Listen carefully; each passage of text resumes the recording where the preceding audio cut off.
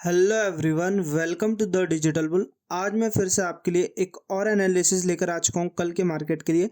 कल मार्केट में क्या कुछ हो सकता है, मार्केट के कल क्या सेंटिमेंट्स रहेंगे, जो आज के लास्ट आवर में जो एक ग्रीन मोमेंट आया अच्छा, वो कल भी कंटिन्यू रहेगा या एक रीटेस्ट करने के लिए मार्केट करेक्शन कर सकता है।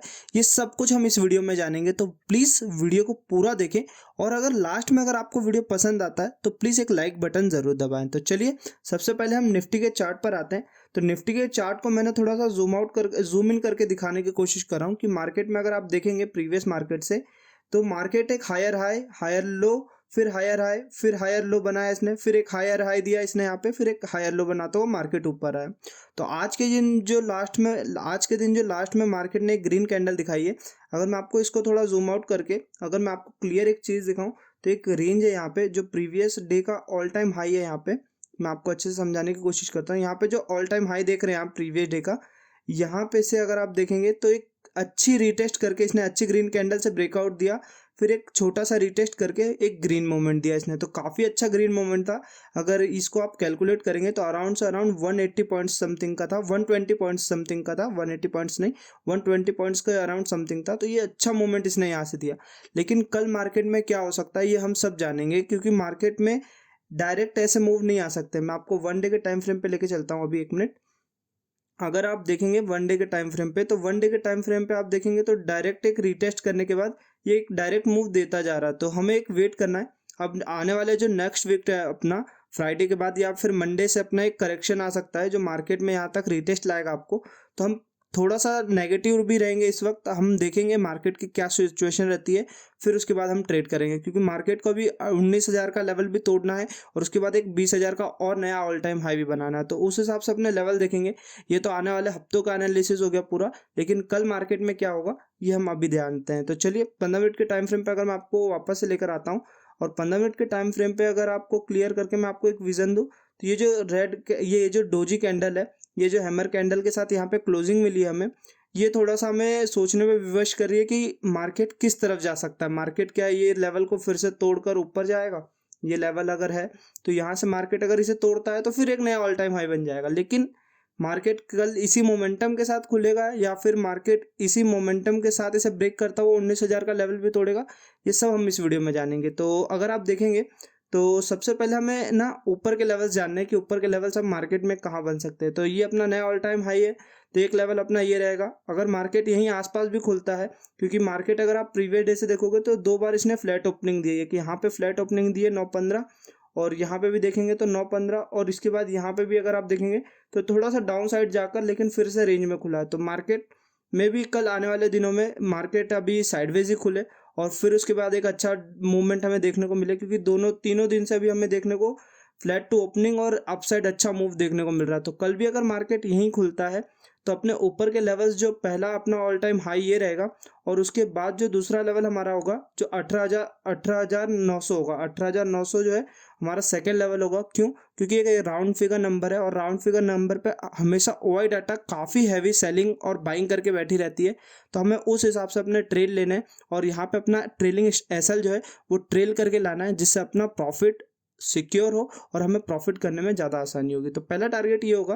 फिर उन उन 18,950 हमारा दूसरा टारगेट होगा। तो हम दूसरे टारगेट पे जस्ट ये रख लेते हैं। ये 3 टारगेट्स हैं। मार्केट अगर यहाँ पे साइडवेज भी खुलता है तो पहला टारगेट तो जस्ट अपना ऑल टाइम हाई पे अपन ट्रेलिंग स्टॉप लॉस रख लेंगे अपना, और मार्केट वहाँ से फिर अपना जो ऊपर के लेवल देगा वो इस जगह पे अपने को थोड़ा सा वेट करते रहना है, अपने विक के नीचे एसएल रखते रहना है, जिससे हमें प्रॉफिट बुकिंग और अपने लॉस होने से भी बचेंगे अपन। तो चलिए अब नीचे के लेवल्स देख लेते हैं। अगर मार्केट यही करेक्शन मूव देकर अगर एक रीटेस्ट करने आता है कल के दिन में एक छोटा सा, तो पहला लेवल तो जस्ट अपन ये 700 के पास रखेंगे, क्योंकि 700 एक राउंड फिगर नंबर है। 750 के पास रखेंगे, 750, क्योंकि हम फिबोनाची के हिसाब से लगा रहे हैं। मैं एक सेकंड फिबोनाची आपको लगा के दिखाता हूँ। तो फिबोनाची अगर आप देखेंगे तो यहाँ से मार्केट ने ये पुश करा है। तो मैंने आपको ये जोन इसलिए दिया है क्योंकि ये जोन गोल्डन जोन कहते हैं इसे। अगर आप 0.5 से 0.6 देखेंगे तो ये गोल्डन जोन होता है, जहाँ से मार्केट रिटेस्ट करता है और एक अपसाइड का मूव देता है। और अगर इसे तोड़ देता है ये, तो एक डाउन डाउन ट्रेंड की शुरुआत कह सकते हैं हम इसे, कि डाउन ट्रेंड तो नहीं कह सकते हैं कि ये अप ट्रेंड अब गलत हो गया, फिर उसके बाद हमारा दूसरा सपोर्ट ये बनेगा, जो बॉटम है इसका दूसरा सपोर्ट ये बनेगा, क्योंकि पहला सपोर्ट तो अपना गोल्डन जोन होता है। अगर ये इसे पूरा ही तोड़ देगा तो फिर मार्केट कह सकते हैं कि सेलिंग प्रेशर ज़्यादा आ जाएगा।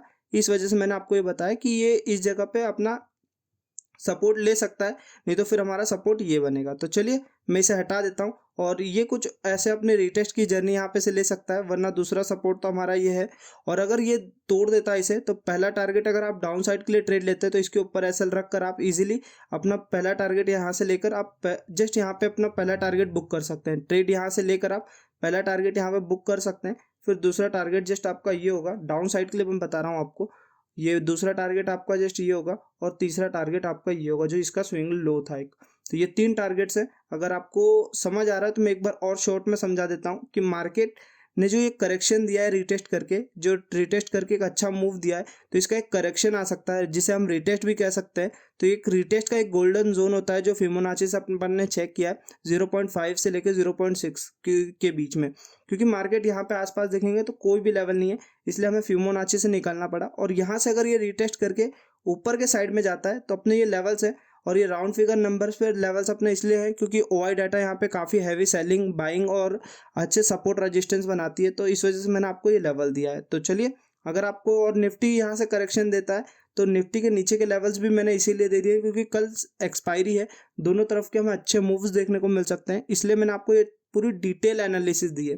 तो चलिए अब बैंक निफ्टी की तरफ बढ़ते हैं, और बैंक निफ्टी की तरफ आने से पहले आप एक लाइक बटन जरूर दबा दें अगर निफ्टी की एनालिसिस आपको पसंद आई है तो चलिए अब अपन बैंक निफ्टी पे आते हैं। बैंक निफ्टी में भी आपको मैं सेम चीज़ 15 मिनट के टाइम फ्रेम पे दिखा रहा हूँ।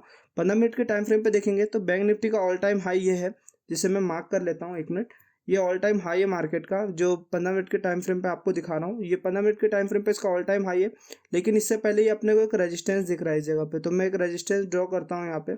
अगर आप देखेंगे तो मार्केट ने यहाँ से जस्ट अपने एक रेड कैंडल भी दे दिया है जो इसको तोड़ नहीं पाया अभी तक, और नीचे की तरफ मूव दिखा रहा है। तो ये जो है यहाँ से अगर ट्रैप हुआ, इसलिए मैंने बोला कि अगर निफ्टी गैप अप खुलता है, बैंक निफ्टी अगर गैप अप खुलता है तो नया ऑल टाइम हाई के साथ खुलेगा बैंक निफ्टी, तो हमें ऊपर के लेवल्स देखने को मिल सकते हैं। इसलिए मैंने निफ्टी के अच्छे लेवल्स ऊपर के आपको भी दिए, क्योंकि वो निफ्टी में भी सेम चीज़ हो रही है। निफ्टी में भी आप देखेंगे तो ये कैंडल के ऊपर अगर क्लोजिंग मिलती है तो हमें ऊपर के अच्छे टारगेट्स मिल सकते हैं, लेकिन अगर बैंक निफ्टी यहाँ से फॉल होता है तो फिर निफ्टी के ये जो लेवल्स है ये ब्रेक होगा, फिर ये आपको टारगेट के रूप में मिलेगा। यहाँ पे आप एसएल रखकर आप ये टारगेट के रूप में ले सकते हो, इसे भी टारगेट ले सकते हो और इसे भी टारगेट ले सकते हो। इसलिए मैंने आपको बताया कि नीचे के भी लेवल्स मैंने इस वजह से दिए। तो बैंक निफ्टी में दिख रहा है आपको कि क्लियर एक डब्ल्यू भी है, और उसके बाद यहाँ पे एक रेजिस्टेंस भी फेस होगा। तो अगर ये ब्रेक करता है, अच्छा ब्रेक करता है, तो फिर हमें ये राउंड फिगर्स नंबर पे अपने एसएल हिट करवाने, एसएल हिट नहीं करवाने, एसएल अपने ट्रेल करवाने,